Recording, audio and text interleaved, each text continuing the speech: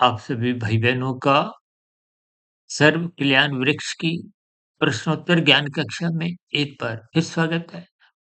आज की चर्चा में प्रश्न ना होते हुए भी एक शब्द रिश्तों के ऊपर कुछ चर्चा करने जा रहे हैं, क्योंकि हमारी चर्चाओं में देखिए कुछ ऐसे शब्द हैं जो ब्रह्म मुहूर्त ज्ञान उपदेश कक्षा की वीडियो में या साधारण ये प्रश्नोत्तर ज्ञान कक्षा में भी और भी एक साधारण स्थितियों में रिश्तों शब्द की अहमियत को तन के स्तर पर ही जोड़कर समझाया जाता है।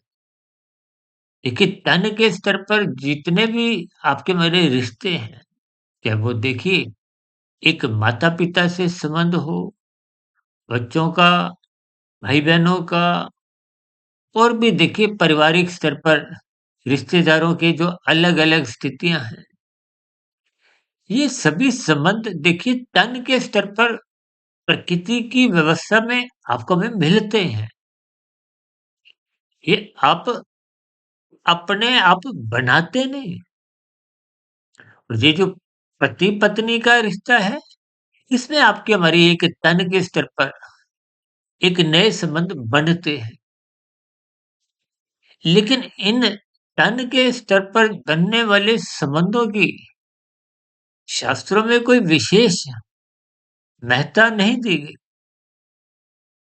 क्योंकि इनके तन के रिश्तों में मन की रज़ामंदी कभी-कभी कमज़ोर हो जाती है। अब देखिए ना तन के रिश्ते तो पति-पत्नी में होते हुए भी कभी-कभी मन के स्तर पर कुछ कमज़ोरी आ जाती है। भले ही तन पास-पास भी रहते हैं, एक ही घर में रहते हैं, एक ही कमरे में भी रहते हैं, लेकिन मन के स्तर पर कहीं-कहीं कमज़ोरी देखी जाती है और यही मन की स्तर की कमज़ोरी जब बड़े स्तर पर हो जाती है, तो फिर वो तन के स्तर पर भी आप देखते ही हो कि तलाक की स्थितियाँ न्यायालयों में आप देखते ही हो। लेकिन इन तन के रिश्तों से अधिक अहमियत मन के स्तर पर है। अब मन के स्तर पर कभी-कभी देखिए 2 मित्रों के बीच में भी हो सकती है, चाहे वो पति-पत्नी हो, कहीं भी देखिए, मन के स्तर पर जब आपके एक यादों के रिश्ते बने होते हैं, अब कोई पास में रहता है, चाहे दूर में रहता है। कभी-कभी 2 मित्रों में देखिए, एक दूरी बने होने के कारण भी मन के स्तर पर यादों की सिलसिला बना रहता है, तो फिर रिश्तों में मिठास बनी रहती है। यानी कि तन के रिश्तों से अधिक अहमियत मन के रिश्तों की है। हालाँकि हमारा देखिए जो विषय है, वो तन के रिश्तों से तो आरंभ हुआ है। अब मन के स्तर पर इस पर हमने एक बात रखी है। लेकिन हमारा जो मुख्य विषय है, वो आत्मा और परमात्मा के संबंधों से है, जो कि एक नित्य संबंध है। ये जन्म जन्मांतरों का ही नहीं, एक नित्य नित्य का मतलब ही क्या है? किसी 1, 2, 10, 20, 50 जन्मों का नहीं। ये अनादि काल से आत्मा परमात्मा का एक नित्य संबंध।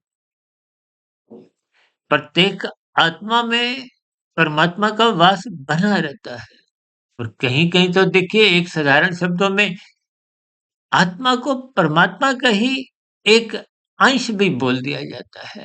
हालाँकि देखिए तकनीकी रूप से इनमें अलग-अलग दृष्टिकोण से अलग-अलग व्याख्याएँ होती हैं, क्योंकि आत्मा ज्ञान स्वरूप है, परमात्मा आनंद स्वरूप सत्ता है। आत्मा में परमात्मा का एक सर्वव्यापी होने के कारण क्योंकि दोनों चेतन सत्ताएँ हैं, लेकिन आत्मा ज्ञान स्वरूप है, आनंद स्वरूप तकनीकी रूप से नहीं है। मयातीत होने की स्थिति में भी उसको परमात्मा का आनंद तो मिलता है। या यूँ कहो कि आत्मा एक जीवात्मा के रूप में भी यानी कि किसी शरीर में रहते हुए भी कब परमात्मा का आनंद उतने अनुपात में मिलता रहता है जितने अनुपात में वो आत्म स्थित रहता है, ज्ञान स्वरूप रहता है। या यूँ कहो कि कारण शरीर में जितने अनुपात में शुद्धता बनी रहती है, शुभ संस्कार बने रहते हैं, उतने अनुपात में फिर आत्मा की परमात्मा से सुमुखता बनी रहने के कारण वो उतने अंश में आपकी हमारी आनंद स्वरूप स्थितियाँ बनी रहती हैं। देखिए, इन सभी स्थितियों को आप और हम जितना-जितना ज्ञानपूर्वक समझते जाएँगे, तो शास्त्रों की जो शेष बातें हैं, देखिए प्रकृति के तो 3 गुण हैं, तमोगुण, रजोगुण और सत्वगुण की स्थितियाँ। इन्हीं 3 गुणों से ही आपके हमारे 3 शरीर संबंध रखते हैं। और ये जो 84 लाख प्रकार की जो नहीं इनका संबंध तो देखिए स्थूल शरीरों तक ही सीमित है। ये स्थूल शरीर के हमारे बदलते रहते हैं। ये कारण शरीर में बने हुए कर्माशय के आधार पर, संस्कारों के आधार पर अलग-अलग स्थितियाँ लेते हैं। यही तो बंधन का कारण और तन के स्तर पर जो रिश्ते हैं, वो एक अस्थायी माने जाते हैं। इनको कर्मों का आदान-प्रदान से भी जोड़ा जाता है। देखिए, आपका पति-पत्नी, माता-पिता, भाई-बंधु और भी देखिए समाज में रहते हुए अलग-अलग संबंध बनते हैं, रिश्ते बनते हैं। तो इन रिश्तों का संबंध कहीं-कहीं देखिए एक कर्मों की जो अनुकूल प्रतिकूल परिस्थितियों से भी जोड़ा जाता है। इसको कहते हैं ना डेबिट क्रेडिट की एक एंट्री जैसी होती है ना, क्योंकि आप और हम देखिए अच्छे-बुरे कर्म सकाम भाव से तो करते ही रहते हैं। आपका हमारा कर्मशय बनता है कर्म फल सिद्धांत के अनुसार। फिर जैसी-जैसी स्थितियाँ भविष्य में उन कर्मों के फलों को देना होता है। देखिए प्रकृति की व्यवस्था में ये सभी कार्य अपने आप ही अनादि काल से सुचारू रूप से चलते आ रहे। ऐसा नहीं कि कर्म होने के बाद उसका फल आएगा नहीं, फल का आना निश्चित है। और हम तो कभी-कभी यहाँ तक भी कहते हैं कि आप जितने अंश में कानून का भी उल्लंघन कर जाते हैं। अक्सर मैं इस उदाहरण को देखिए एक लाल बत्ती से भी जोड़ता हूँ। कि आप लाल बत्ती पार करते हुए यदि नहीं भी पकड़े गए, आपका चालान नहीं भी कटा, परमात्मा के यहाँ आपका कर्मफल सिद्धांत के अंतर्गत चालान कट जाता है। मिलते-मिलते उसका फल आने में भले ही समय लग जाए।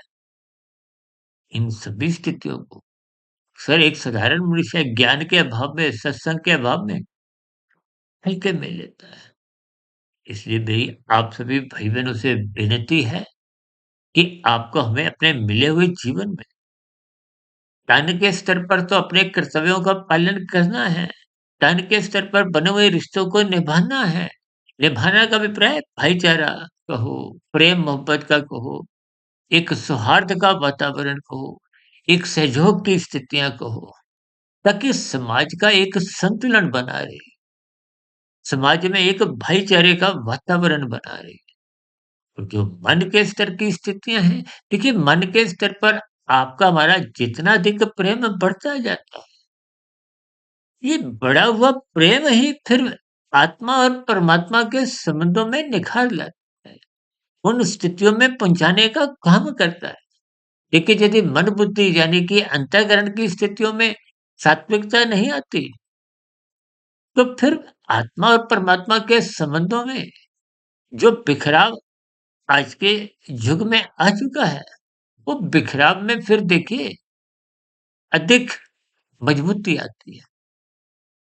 यानी कि तन के स्तर पर को हमें अपने रिश्तों में मिठास रखनी है और मन के स्तर पर भी ये मिठास को जितने गहरे तल पर लेते जाओगे, हालाँकि देखिए तन के स्तर पर रिश्तों में लेने के भाव अधिक होते हैं।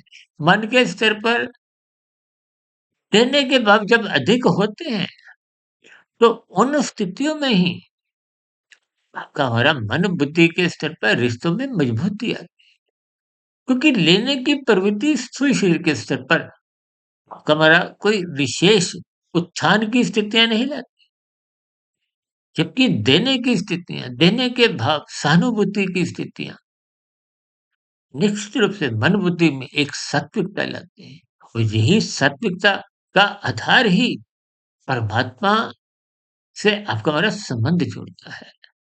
आत्मा की फिर परमात्मा से सुमुखता बने रहने की संभावनाएँ बढ़ने लगती हैं और यही संभावनाएँ फिर धीरे-धीरे एक परोपकार के कार्य जो पहले आप और हम सकाम भाव से कर रहे थे, उनमें निष्कामता आने लगती है। कर्म योग की स्थितियाँ, ज्ञान योग की स्थितियाँ, भक्ति योग की स्थितियाँ सहज ही आपके मेरे जीवन में दिखने लगती है।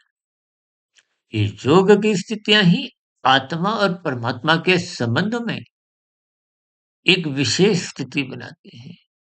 आपका महाराज ये जो 84 लाख प्रकार की योनियों का जो एक बंधन रूपी स्थिति है, उनमें कमजोरी लाते हैं और आनंददायक स्थितियाँ में मजबूती लाती हैं। तो ऐसी स्थितियाँ जैसे-जैसे मजबूत बनती जाती हैं, यानी कि आत्मा और परमात्मा का संबंध में जितनी मजबूती आती रहती है, तो ये कारण शरीर को क्रमशः शुद्ध करते-करते एक ऐसी मायातीत की स्थिति आ जाती है, जो जन्म-मरण के बंधनों से आपको में मुक्ति दिलवाती है। इनकी शुरुआत देखिए आरंभिक स्तर पर स्थूल शरीर के स्तर पर यानी कि तन के रिश्तों के स्तर पर ही होती है। इसलिए हम सभी भाई-बहनों को सर्वप्रथम अपने स्थूल शरीर को एक प्यार मोहब्बत के स्तर पर अपने रिश्तों को निभाने के प्रति अपने दायित्व को समझना चाहिए। जहाँ तक संभव हो अपने लेने की जो एक स्थितियाँ हैं, उनमें एक मर्यादित स्थितियाँ ही रखिए। देने के भाव जितने अधिक गहरे तल पर आपके मन बुद्धि के स्तर पर बनने लगेंगी, तो ऐसी स्थितियाँ आपके स्थूल शरीर के स्तर पर भी रिश्तों में मजबूती लाए रखती है। परिवार के स्तर पर, रिश्तेदारी के स्तर पर, मित्रों के यहाँ भी और जहाँ कहीं भी आप कोई व्यवसाय चलाते हैं या कोई दुकानदारी, नौकरी की स्थितियाँ हैं, वहाँ भी आपके हमारी दिनचर्या में सात्विकता बढ़ने लगती है। एक अनुशासन की स्थितियाँ बनी रहती हैं और यही स्थितियाँ जब मजबूत स्तर पर होती हैं, तो मन बुद्धि के स्तर पर यानी कि सूक्ष्म स्थित के स्तर पर सात्विकता बढ़ने लगती है और यही सात्विक स्थितियाँ आपके हमारे कार्य शरीर को क्रमशः शुद्ध करती हैं, जो परमात्मा की नज़दीकियाँ लाती हैं। तो इन सभी रिश्तों से ही बात को आरंभ करते हुए उन्हें परमात्मा से अपने संबंध को पहचानना है। तो ऐसी सभी सात्विक शुभ स्थितियाँ हम सभी भाई-बहनों के जीवन में भी बने। इन्हीं शुभकामनाओं के साथ चर्चा विशेष को अब यहीं विश्राम देते हैं। कल सुबह मिलते हैं ब्रह्म मुहूर्त ज्ञान उपदेश कक्षा में और कल दिन में मिलेंगे आध्यात्मिक ऑक्सीजन की ज्ञान संदेश में और शाम को फिर पुनः मिलेंगे एक नई प्रश्नोत्तर ज्ञान कक्षा में। तब तक सुधीर भाटिया फकीर को इजाज़त दें। फिर भी वीडियो संबंधित कोई बात आपको समझ नहीं आई हो। हालाँकि बात आज की बहुत ही साधारण थी, लेकिन फिर भी इनके गहरे अर्थ, गहरे भावार्थ होते हुए इन सभी स्थितियों को ज्ञानपूर्वक समझना है। फिर भी आपके मन में कोई प्रश्न हो, प्रश्नों का, सुझावों का और शिकायतों का, नीचे दिए गए कमेंट्स बॉक्स पर सदा ही स्वागत है। चर्चा विशेष को ध्यानपूर्वक सुनने के लिए आप सभी भाई-बहनों का बहुत-बहुत धन्यवाद।